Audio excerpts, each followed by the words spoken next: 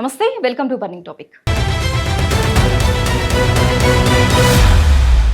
పాకిస్తాన్ ఈ పేరు వింటేనే ఒక అస్థిరత, ఒక అవకాశవాదం గుర్తొస్తాయి. మనీ మేక్స్ మెనీ థింగ్స్ అన్నట్టు కేవలం డాలర్ల కోసం తన ఆత్మగౌరవాన్ని, చివరకు తన సైన్యాన్ని కూడా అద్దెకు ఇచ్చే స్థాయికి దిగజారిందా ఈ దేశం? ఒకవైపు ఇస్లామిక్ బ్రదర్హుడ్ అంటూనే మరోవైపు తన పొరుగు దేశం ఇరాన్కు రంజాన్ మాసంలో వెన్నుపోటు పొడిచిందా? కానీ పాక్ తీరు చూస్తుంటే వెన్నుపోటు పొడచడం వారి దురాశ అన్నట్టుగా ఉంది. ఇరాన్ చేసిన తాజా ఆరోపణలు ఇప్పుడు అంతర్జాతీయ స్థాయిలో ప్రకంపనలు సృష్టిస్తున్నాయి. అసలు గ్వాదర్ పోర్టులో ఏం జరుగుతోంది? పాక్ కొని తెచ్చుకున్న ఆ 5 పెనుముప్పులు ఏంటి? Let's watch.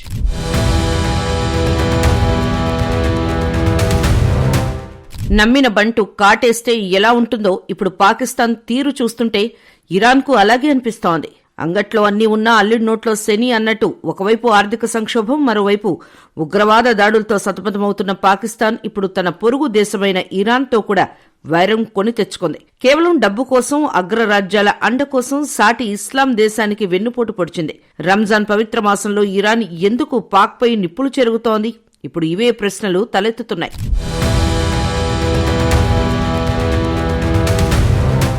పాకిస్తాన్ ఈ పేరు వినగానే ప్రపంచానికి గుర్తొచ్చేది ఆ దేశ అప్పుల కుప్ప. చెయ్యి చాచనిదే పూట గడవని స్థితిలో ఉన్న పాక్ తన ఉనికిని కాపాడుకోవటానికి దేనికైనా సిద్ధపడుతోంది. చరిత్రను ఒక్కసారి పరిశీలిస్తే పాకిస్తాన్ తన సైన్యాన్ని సైతం అద్దెకు ఇవ్వడానికి వెనుకాడలేదు. గల్ఫ్ దేశాల రక్షణ కోసం ముఖ్యంగా దుబాయ్, యుఏఈ వంటి దేశాలతో డిఫెన్స్ డీల్ కుదుర్చుకుంది. ఈ ఒప్పందాల వెనక ఉన్నది దేశ భద్రత కంటే ఆ దేశాల నుంచి అందే డాలర్లపై ఉన్న వ్యామోహమే ఎక్కువ. అందని ద్రాక్ష పుల్లనా, అందిన అప్పు తీయనా అన్నట్లుగా పాక్ ప్రయాణం సాగుతోంది. గల్ఫ్ దేశాలతో స్నేహం కేవలం స్వార్థ ప్రయోజనాల కోసమేనని మరోసారి రుజువైంది. ఆపదలో ఉన్నప్పుడు ఆదుకోవలసిన మిత్రదేశంగా కాకుండా కేవలం వ్యాపార భాగస్వామిగా మాత్రమే పాక్ వ్యవహరిస్తోంది. సాటి ఇస్లాం దేశం, పైగా పక్కనే ఉన్న పొరుగు దేశం ఇరాన్తో పాకిస్తాన్ వ్యవహరిస్తున్న తీరు ఇప్పుడు విస్మయానికి గురిచేస్తోంది. ఇరాన్పై అమెరికా, ఇజ్రాయెల్ యుద్ధ వాతావరణాన్ని సృష్టిస్తుంటే పాకిస్తాన్ పరోక్షంగా వారికి సహకరిస్తోందన్న వార్తలు గుప్పుమంటున్నాయి. ముఖ్యంగా పవిత్రమైన రంజాన్ మాసంలో ఇరాన్కు వెన్నుపోటు పొడిచేలా పాక్ వ్యవహరించడంపై ఇరాన్ రివల్యూషనరీ గార్డ్స్ కార్ప్స్ తీవ్ర ఆగ్రహం వ్యక్తం చేస్తోంది.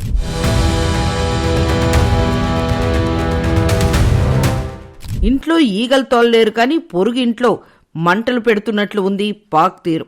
తన దేశంలో ఇంటెలిజెన్స్ సమాచారాన్ని, భౌగోళిక వెసులుబాటును శత్రు దేశాలకు కట్టబెడుతూ ఇరాన్ భద్రతకు ముప్పు తెస్తోందని ఐఆర్జీసీ ఆధారాలతో సహా గుర్తించింది. ఇది కేవలం దౌత్యపరమైన ద్రోహం మాత్రమే కాదు, ఒక ఇస్లామిక్ దేశం మరో దేశానికి చేస్తున్న చారిత్రక అన్యాయం. పాకిస్తాన్ పరిస్థితి ఇప్పుడు ముందు నుయ్యి వెనక గొయ్యిలా తయారైంది.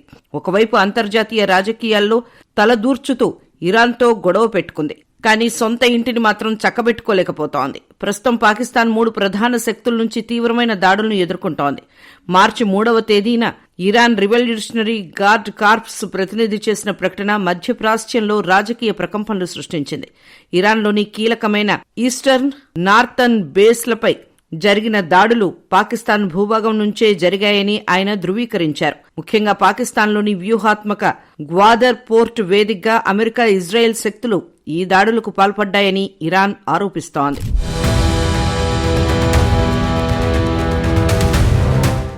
బయటకు స్నేహం నటిస్తూ వెన్నుపోటు పొడవటం అంటే ఇదేనేమో. ఇరాన్ సరిహద్దులకు అత్యంత చేరువలో ఉన్న గ్వాదర్ పోర్ట్ను పాకిస్తాన్ అప్పగించటం ద్వారా ఇరాన్ భద్రతకు తూట్లు పొడిచిందనేది స్పష్టమవుతోంది. సాధారణంగా గ్వాదర్ పోర్ట్ చైనా పెట్టుబడులతో నిర్మితమైనది. అయితే ప్రస్తుత పరిస్థితుల్లో అమెరికా, ఇజ్రాయెల్ బలగాలు ఇక్కడి నుంచి ఇరాన్ లక్ష్యాలపై దాడులు చేయటం ఇరాన్ను విస్మయానికి గురిచేసింది. తూర్పు, ఉత్తర దిశల నుంచి జరిగిన ఈ నౌకాదళ దాడులు కేవలం పాక్ మద్దతుతోనే సాధ్యమని ఐఆర్జీసీ స్పష్టం చేసింది. పాముకు పాలు పోసి పెంచినట్లు ఇరాన్ ఎప్పుడూ పాకిస్తాన్ను ఒక మిత్రదేశంగా చూసింది. కానీ ఇప్పుడు అదే దేశం శత్రువులకు దారి చూపిస్తోందని ఇరాన్ ప్రజలు ఆగ్రహం వ్యక్తం చేస్తున్నారు. ఇరాన్ ఆరోపణలు కేవలం ఈనాటివి మాత్రమే కావు. గతేడాది జూన్ నెలలో కూడా ఇలాంటి సంఘటనలే చోటు చేసుకున్నాయి. అమెరికా యుద్ధ విమానాలు పాకిస్తాన్ గగనతలాన్ని ఉపయోగించుకుని ఇరాన్లోని పలు లక్ష్యాలను చిన్నాభిన్నం చేశాయి. అప్పట్లోనే ఇరాన్ తీవ్ర ఆందోళన వ్యక్తం చేసినప్పటికీ పాకిస్తాన్ నుంచి ఎలాంటి స్పష్టమైన వివరణ రాలేదు.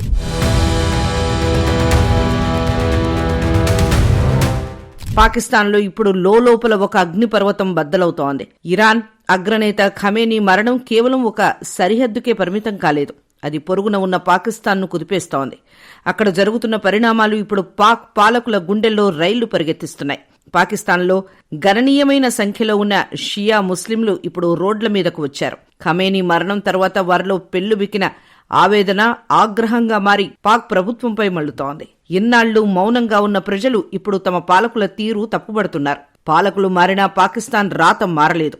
ఇరాన్ పట్ల పాక్ ప్రభుత్వం అనుసరిస్తున్న ద్వంద్వ వైఖరిపై షియా సమాజం మండిపడుతోంది. తమ ఆరాధ్య దైవంగా భావించే నేత మరణంతో వారు వీధుల్లోకి వచ్చి నిరసన జ్వాలలు గూగిస్తున్నారు. కేవలం పాక్ ప్రభుత్వంపైనే కాదు, అంతర్జాతీయ శక్తులపైన కూడా నిరసనకారులు యుద్ధం ప్రకటిస్తున్నారు. ఇజ్రాయెల్ దాడులను తీవ్రంగా ఖండిస్తూ అమెరికా తీరును ఎండగడుతున్నారు.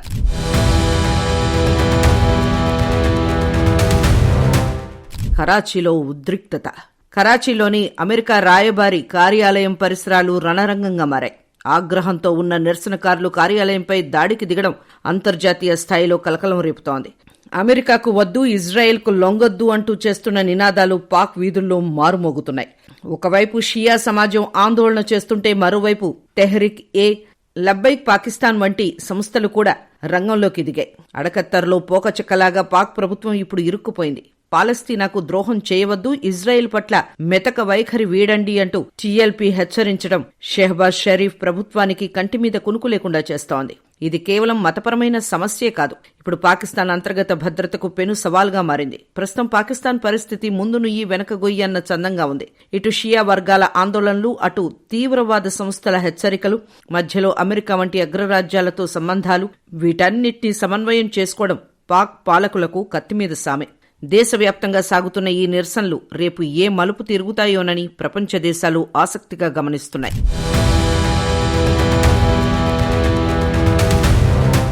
పాకిస్తాన్కు ఇప్పుడు కొత్త సెగ తగులుతోంది. అప్పుల ఊబిలో కూరుకుపోయి రాజకీయ అస్థిరతతో కొట్టుమిట్టాడుతున్న ఆ దేశానికి ఇప్పుడు పొరుగు దేశం ఇరాన్ రూపంలో పెను సవాలు ఎదురవుతోంది. ముందు 1000 అడుగుల గొయ్యి, వెనక గోడ అన్న చందంగా తయారైంది పాక్ పరిస్థితి. ఇప్పటికే ఉన్న సమస్యలు చాలవన్నట్లు ఇరాన్ ఆగ్రహం ఆ దేశాన్ని ఉక్కిరిబిక్కిరి చేస్తోంది. ఇరాన్ ప్రతీకార చర్యలు చేపడితే అది నేరుగా పాకిస్తాన్ ఆర్థిక వెన్నుముక అయిన గ్వాదర్ పోర్టుపై పడే అవకాశం ఉంది. చైనా సహకారంతో నిర్మిస్తున్న ఈ పోర్టు పాక్ వ్యూహాత్మక ప్రయోజనాలకు కీలకం. ఒకవేళ పాక్ ఇరాన్ సరిహద్దుల్లో ఉద్రిక్తతలు పెరిగితే గ్వాదర్ ప్రాజెక్టులు కుంటుపడతాయి. సరిహద్దుల్లో నిప్పు రాజుకుంటే అది గ్వాదర్ వరకు పాకుతుంది. వాణిజ్యం ఆగిపోతుంది, భద్రత కరువు అవుతుంది.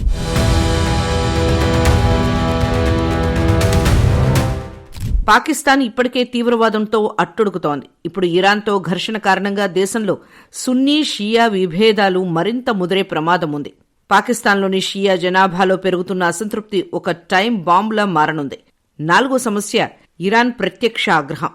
5వ సమస్య దేశీయంగా షియా వర్గాల్లో రాజుకున్న అసహనం. కంచే చేను వేసినట్లు రక్షణ కల్పించాల్సిన ప్రభుత్వమే తమ ప్రయోజనాలకు విరుద్ధంగా వ్యవహరిస్తోందన్న భావన అక్కడ బలపడుతోంది.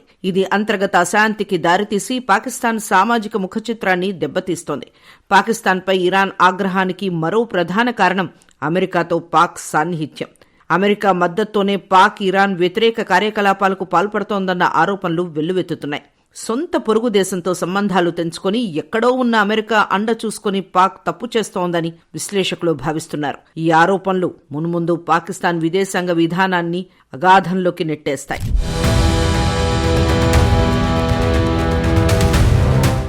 పాకిస్తాన్ ఇప్పుడు అటు డాలర్ల కోసం అమెరికాను వదులుకోలేదు, ఇటు ఇరాన్ ఆగ్రహాన్ని తట్టుకోలేదు. తన సొంత ప్రజలే తనపై తిరగబడుతుంటే, సరిహద్దుల్లో శత్రువుల సంఖ్య పెరుగుతుంటే పాక్ అస్తిత్వం ప్రశ్నార్థకంగా మారింది. ఇన్నాళ్లు పాకిస్తాన్ సాకిన ఉగ్రవాదం, ఇప్పుడు చేస్తున్న వెన్నుపోటు రాజకీయాలే ఆ దేశ కొంపముంచేలా ఉన్నాయి. అప్పుల బాధ, ఆకలి కేకలు, రాజకీయ రచ్చ ఇవి చాలవన్నట్లు ఇప్పుడు ఇరాన్ రూపంలో 5వ గండం వచ్చిపడింది. రోకటి పోటుకు ఓర్చుకోవచ్చు కానీ తిట్లపోటుకు ఓర్చుకోలేమంటారు. కానీ ఇక్కడ పాకిస్తాన్కు అటు ఇరాన్ నుంచి దాడుల భయం, ఇటు దేశం లోపల షియా జనాభా ఆగ్రహం రెండూ సమాంతరంగా నడుస్తున్నాయి. ఈ సంక్షోభం నుంచి పాక్ ఎలా గట్టెక్కుతుందో వేచి చూడాలి.